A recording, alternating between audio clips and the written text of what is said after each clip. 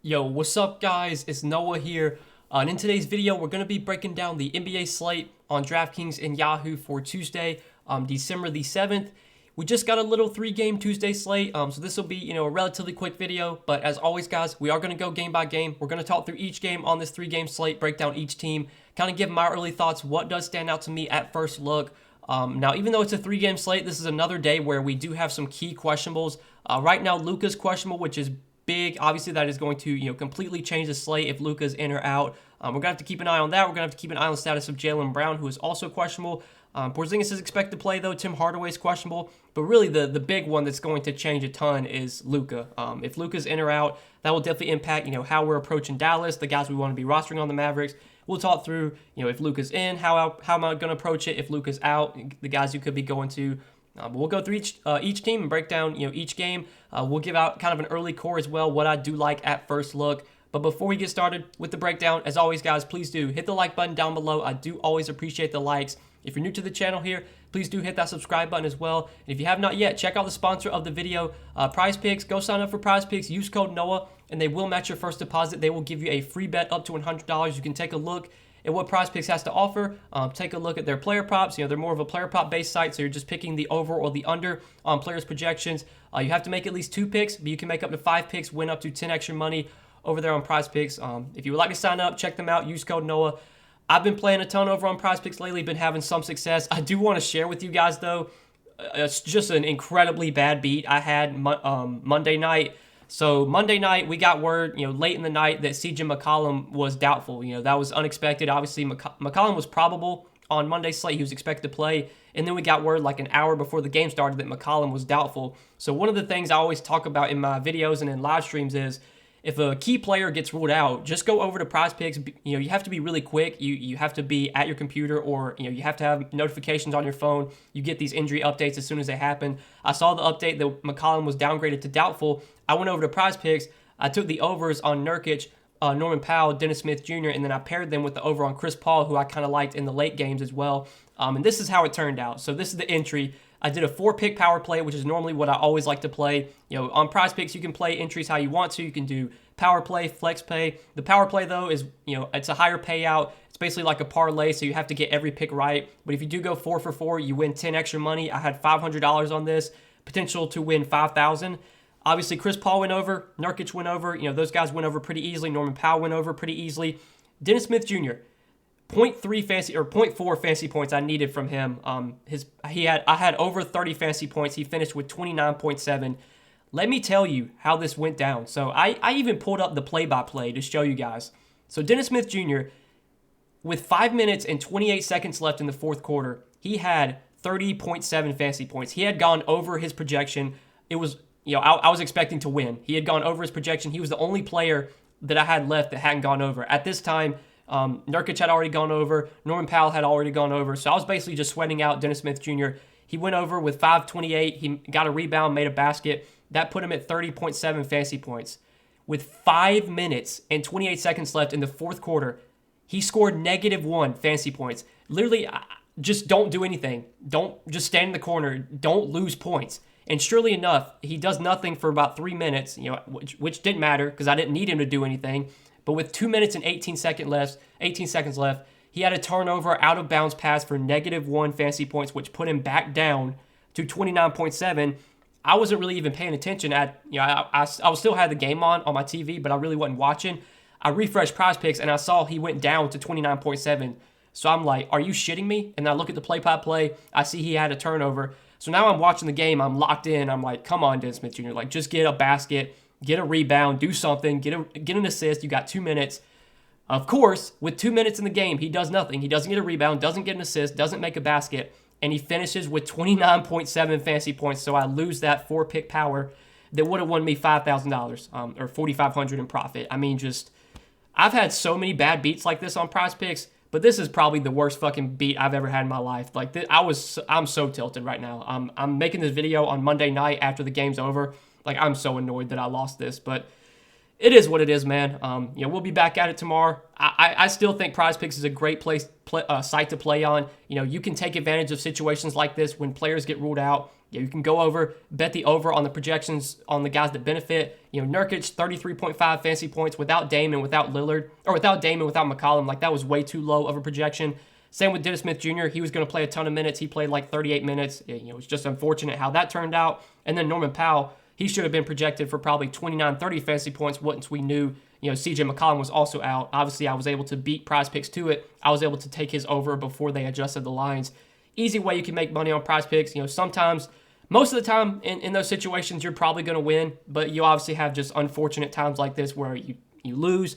It is what it is, man. I'm so annoyed that I lost that, but I did want to share with you guys that little story, that little bad beat. I normally don't really share my wins and losses on video, but that was one that I just had to get out because, God, it was so fucking disgusting. But that's what we got for for Prize Picks. Again, if you want to check them out, you want to see if you can make some money over there, sign up, use code Noah, and they will match your first deposit up to $100. But let's start taking a look at Tuesday's 3-game slate, and we're going to start off with the Brooklyn and Dallas game. We're going to start off on the Nets side. So, the Nets, this team, when they've been fully healthy this year, when KD and Harden are both in, like, usually those are the only two guys that ever look to roster from Brooklyn. But since we have just 3 games today and we have such a limited player pool, you're going to have to look to some of these other guys from Brooklyn. I will say, though, that obviously KD and Harden are the focal points. Their price points have come down a little bit. These last few slates, they've been, KD's been over 11K. His price is now down to 10,800. He's going to play a ton of minutes, 38, 40 minutes. I still don't think KD's like my favorite stud today. I think I would prefer probably Jason Tatum, who's, a little cheaper. I like him a lot, especially if Jaylen Brown's out. If Luka plays, I think I'd rather take Luka over KD. But KD's for sure in play on a 3-game slate. Same with James Harden at 10,700. Harden, we know what he's going to do. Also going to play a ton of minutes. I mean, you're going to get probably close to 40 minutes from both Harden and KD if this game stays close. Obviously, Harden's got triple-double upside. We know he can stuff the stat sheet. At 10,700, he is firmly in play as well. Between Harden or KD, I think I'd slightly prefer Harden, but it's really close between those two. Then LaMarcus Aldridge, 5,700. I actually do like LaMarcus Aldridge quite a bit on this slate. Ever since they moved LaMarcus Aldridge into the starting lineup, he's been getting good minutes. Like, he's played at least 30 minutes in 1, 2, 3, 4, 5. So, like, 5 of his last, 7 or 8 games, he's played at least 30 minutes. Aldridge, while he's starting, while he's still in the starting lineup, I'm assuming he's probably going to start rest of season. Like, he's going to play 30 to 32 minutes a night. Aldridge is a relatively productive player when he is on the floor. He's a high-usage player. He's a guy that will take shots. He'll get rebounds. At 5,700, if we get 30, 32 minutes from LaMarcus Aldridge, I think he does stand out as a pretty solid center option on this slate. I do like him on DK at that price. I like him quite a bit on Yahoo, too. You can play him over there, only $19. I think he looks like a very solid play from this Brooklyn team. Patty Mills, 4,800. Feels priced probably where he should be, but Patty Mills is definitely playable. He's going to get 30 to 35 minutes most likely. He's a pretty score-independent player, but he's going to take plenty of shots. You just got to hope that he makes them. He's not like my favorite play. He's not like a core option for me, but if you're playing a lot of lineups, I think sprinkling in some Patty Mills makes some sense. The rest of Brooklyn, though, like DeAndre Bembry, Bruce Brown, I'm not that interested in. Bembry's going to start. His minutes have kind of fluctuated, but he'll probably play high 20s, low 30s in minutes. He's not really that productive of a player, but if he plays 30 minutes at 4,300, he's going to look like a pretty decent value on a short slate like this. I think Bembry's fine. Bruce Brown, his minutes have been all over the place. Last game, he did get up to 26 minutes. I have, no idea if that continues here. If Bruce Brown does play like 25, 26 minutes, though, he's very likely to do well at 3,500. I think he's in play as a punt option. Probably doesn't get a ton of ownership, even on a short slate like this. And I think that's probably it from Brooklyn. I don't see too much else I really like here. So we can move on to the Dallas side. We talked about it earlier with Dallas. It's really hard to break down this team right now until we know if Luka's playing or not. Obviously, if Luka plays, I think he's a pretty good option on a 3-game slate. Matchup against Brooklyn, I think, is fine for him. We know what Luka's going to do. Also going to play a ton of minutes. He's an incredibly high-usage player. He's a guy that's going to have the ball in his hands a ton. He's going to take a ton of shots. He's got massive upside. The floor on Luka this year has been somewhat low. We have seen him disappoint quite a bit, but the ceiling's massive. It's a 3-game slate. I think Luka is probably one of the better pay-up options if he plays today. Porzingis, I think if Luka's in, is fine. I don't think Porzingis really stands out at his price tag, especially if Luka winds up playing. But if by some chance, Luka does get ruled out, that would definitely be a huge boost for Porzingis. I think Porzingis would be one of the better options in the mid-range without Luka. We've seen when Luka misses games, like Porzingis he has a lot of upside. He's going to be really productive. And then you could start to look to some of these other guys too if Luka's out. Like Jalen Brunson at 5,200 would be a great play. Even, Maxi Kleber, I don't know what they would do. Obviously, they would start Brunson. So, yeah, I don't even know why I mentioned Maxi Kleber. I guess we can talk about, so Tim Hardaway's questionable. That could be interesting because I guess they could start Maxi Kleber if Tim Hardaway's out. I doubt they would. Maxi Kleber's kind of been benefiting lately with Porzingis out. I think Porzingis is probable. He's expected to play. So that's probably going to take me off of Kleber, but definitely keep an eye on Tim Hardaway's status because if he gets ruled out, there's going to have to be somebody that replaces him in the starting lineup. Most likely scenario is that it'll just be Reggie Bullock. Reggie Bullock, if he winds up starting for THJ, is fine, but like we've seen Reggie Bullock, even when he does start, like he really doesn't offer any upside. He's not that productive of a player. I doubt I'd have much interest in him, but he'd at least be playable, especially if we don't get a ton of value on the slate. But I think the focal points from Dallas are definitely Luka and Porzingis, and then by some chance, if Luka's out, obviously love Porzingis, love Brunson. If Tim Hardaway were to play, I think Tim Hardaway would be a pretty good option too if he's in and then Luka's out. Probably it though from Dallas. I don't think I'm going to play anyone else on this team. Dorian Finney-Smith at 4,300 is okay for value. He's probably going to play a lot of minutes because he's one of their better defenders. I assume he'll probably be guarding KD in this game. So maybe you could go to Dorian Finney-Smith. He's another guy that he can play a lot of minutes and still be pretty bad for fantasy, but the minutes should be there, and he's 4,300. So I guess he's playable, but I think that's probably it from Dallas. So we can move on to the next game, the Knicks and the Spurs. So looking at the Knicks today, Julius Randle at 9,100 I think is a pretty appealing option on this slate. I definitely like him at this price point. He's a lot cheaper than guys like KD and Harden and Luka. The Lakers guys, he's a lot cheaper than them as well. I think Julius Randle definitely stands out at this price tag, and I do like him quite a bit on Yahoo too. Like if you look at the pricing on Yahoo, Kevin Durant's $51 at power forward, Anthony Davis is $46. Well, Julius Randle's only $36. You're getting a big discount going down to Randle. I mean, Randle and Porzingis are just $1 apart. They're almost the same price tag. I definitely like Randle a lot on Yahoo as well. Randle's one of these guys that he's going to be productive when he's on the court. He's going to play a ton of minutes. The Knicks do run a relatively tight rotation. They've kind of been tightening things up lately, been giving some of their main guys heavy minutes, and we've seen Randle play at least 35 minutes in 3 straight games. If this game's close against San Antonio, which it should be, I think we get 36, close to 40 minutes from Julius Randle. At 9,100, we're not having to pay $10K, $10,500 for Randle. We're getting him at a pretty nice price. So I do like him quite a bit on this slate. I think Alec Burks is fine in 6,700. He kind of came back down to earth last game. He's still going to start and probably play big minutes. He only played 27 minutes last game, but I think most nights, Alec Burks, when he's the starting point guard, he's going to play over 30 minutes. I don't expect him to score 40, 45 DK points like he did the first 2 games he started, but the upside's clearly there. He's going to have the ball in his hands a lot. He should be productive when he's on the court. He feels priced correctly, but still playable on this slate. Same with RJ Barrett at 5,300. I think RJ Barrett's probably priced where he should be, but most nights are going to get around 30 minutes from Barrett, sometimes more, sometimes less, depending on how he's playing. His floor has been relatively low this year. We've seen a lot of disappointing games from Barrett, but there's still somewhat of a ceiling there. He's only 5,300. He is playable, I think. But Derrick Rose is probably my second favorite play from the Knicks. I like Derrick Rose quite a bit. 5,100 on DK. I think he looks like a pretty good play there. And then $17 on Yahoo. I do like him on Yahoo too. So Derrick Rose, without Kemba Walker, with Kemba Walker no longer in the rotation, we've kind of seen Derrick Rose's minutes be really solidified.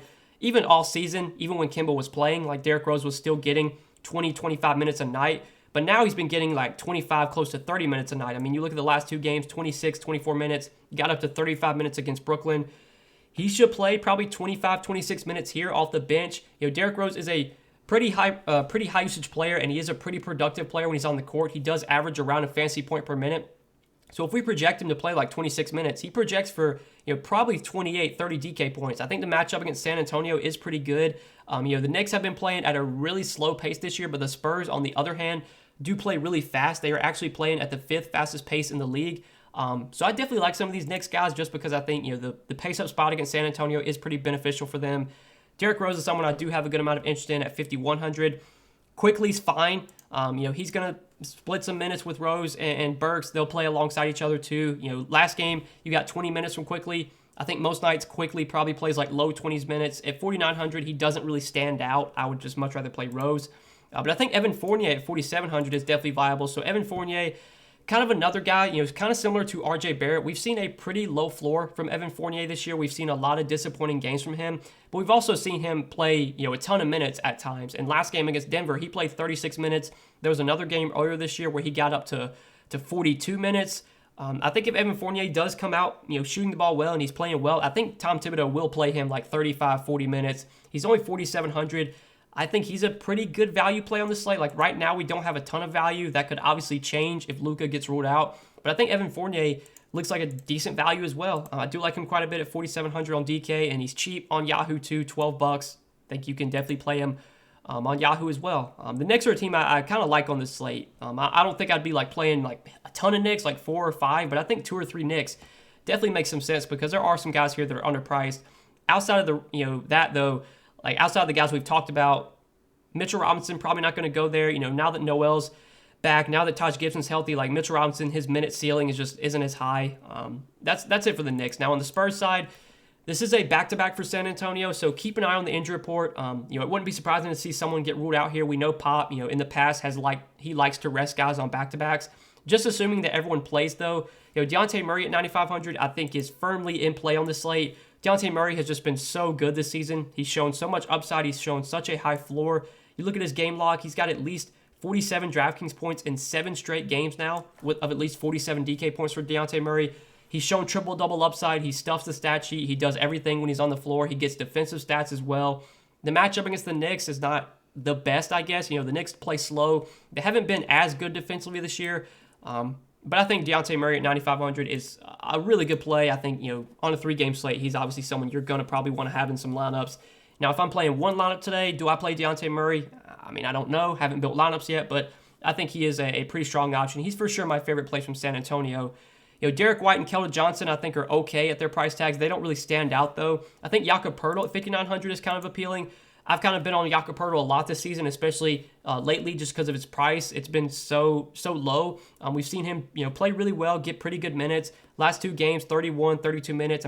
He's played at least 30 minutes in 4 of his last 5 games. We know Jakob Poeltl is going to get the minutes on a nightly basis.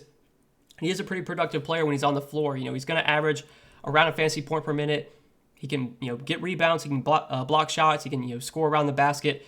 At 5,900, if we get 32, 33, 34 minutes from Jakob Poeltl, he's pretty likely to score over 30 DraftKings points and be a decent play at 5,900. So definitely like Jakob Poeltl. I think him and LaMarcus Aldridge look like 2 of the better center plays today, when you do factor in price point. But that's probably it from San Antonio. Like, I don't think I'm going to go to any of the bench guys, even on a 3-game slate. I don't want to be taking, any risk on these guys. So we can talk about the last game of the night, the Celtics and the Lakers. So the Celtics, kind of important. We're going to have to watch the status of Jaylen Brown. So Jaylen Brown, he returned from injury not too long ago, like a couple weeks ago. And then, he had I think he retightened his hamstring or something. Like he felt some tightness in his hamstring. So he's been out like the last few games because of that. He's questionable once again for this game. I think Jaylen Brown probably doesn't play. Hamstring injuries, these are things that you do want to be pretty cautious with because obviously, as we see, as we've seen, you can easily re-injure them. So I would think Jaylen Brown probably doesn't play today. If he does play, that's going to take away a little bit from Tatum, a little bit from Schroeder. But Tatum's just been so damn good this year. He's been so good lately. At least 50 DK points in 3 straight games. He is playing a ton of minutes every night. He's going to get probably 36 to 40 minutes here if this game stays close.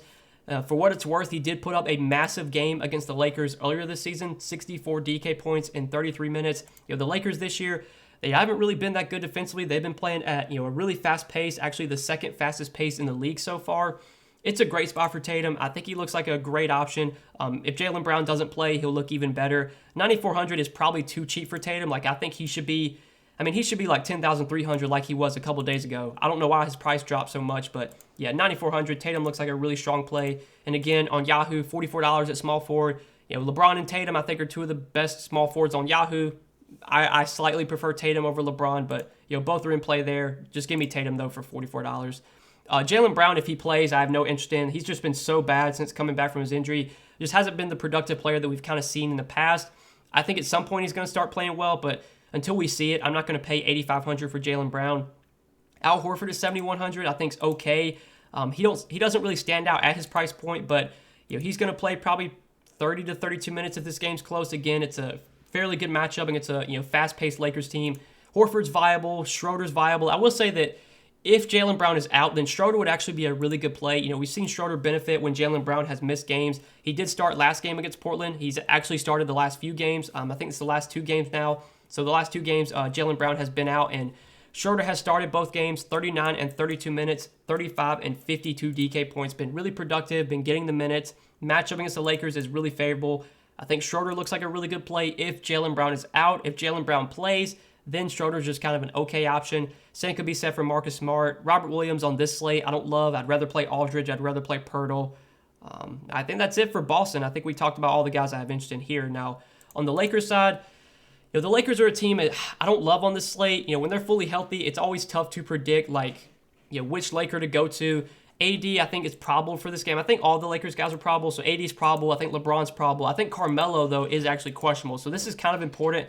Carmelo is questionable, so we could see maybe some more minutes for THT, maybe some more minutes for Kent Bazemore. Kent Bazemore's I think he's just been out of the rotation these last few games, or I think it's been a couple weeks now. He's just been out of the rotation, but maybe if, Carmelo were to be out, maybe Kent Bazemore would get some minutes. But, talking about the big three here, it's a 3-game slate. You can obviously play these guys, but, I would probably rather play Harden and KD over AD and Westbrook. I'd probably rather play Tatum as well. LeBron, I think, is my favorite of all the Lakers just because he's been the most consistent this year. He's shown a pretty solid ceiling. I mean, he does have at least 50 DraftKings points in 4 straight games. Even though he's at, the later stages of his career, even though he's a little bit older now, LeBron's still going to play 36, 40 minutes a night if the game's close. At 9,900, I think if I had to play one of the Lakers guys, I would take LeBron over Schroeder, or over Westbrook and over AD. And then, THT, I would only go to THT if Carmelo's out. Even if Carmelo is out, 5K for THT, I don't love. He's still going to be, losing usage playing alongside LeBron and AD and Westbrook. It's so hard for THT to have big games when LeBron, AD, and Westbrook are all playing, just because those are going to be the guys that, really dominate the usage. But there would obviously be some more opportunity for him if Carmelo were to sit. And then Dwight Howard, I guess we can talk about, just because he's 3,800. He did start last game, and they have said that, moving forward, Dwight Howard's going to be the starting center. He only played 21 minutes, though, even though he started. 18 DK points in those 21 minutes. Dwight Howard, he's a pretty productive player when he does get minutes. Normally if he plays 25, 26 minutes, he's going to do pretty good for his $3,800 salary. I think the minutes floor on Dwight Howard's pretty low. I think there's a good possibility that he plays 18 minutes, even though he's starting. I think if he's playing really well, though, he could get 26, 28 minutes. Again, we don't have much value right now, so I think Dwight Howard at 3,800 is a pretty solid value play. If we get some other value, though, from other teams, if Luka gets ruled out, then I probably wouldn't. I don't think he would need to go to Dwight Howard. But at 3,800, now that he's the starting center, he's at least playable, especially on a short slate like this with minimal value right now. But I think that's it from the Lakers, guys, and I think that is it for this 3-game Tuesday slate. So I hope you guys enjoyed the video. I appreciate you watching. If you did enjoy, please do hit the like button down below. As always, guys, if you haven't yet, hit the subscribe button as well. And check out the sponsor of the video, PrizePicks. We talked about that super bad beat I had over on PrizePicks. Hopefully we don't have any more of those rest of the season. We're probably going to. It's just part of the game. I've been playing DFS for 5 years now. I've had so many bad beats throughout my DFS career, but this one tonight was just so bad. It was probably the worst one I've ever had. But I've been doing pretty well on PrizePicks this year. Again, if you guys want to sign up for PrizePicks, you can sign up and use code NOAH. I do give out some of my favorite plays each day on PrizePicks for Patreon members. So if you want to check out the Patreon, that's linked down below in the description. You can get access to all of my updated DFS content along with some of my favorite plays on PrizePicks each day. Again, link down below in the description. Plus, the PrizePicks referral link. Sign up, use code NOAH. That is also linked down below in the description. But yeah, that's it, guys. Best of luck on tonight's slate. Appreciate you watching. Hope you enjoyed. See you in the next one. Peace.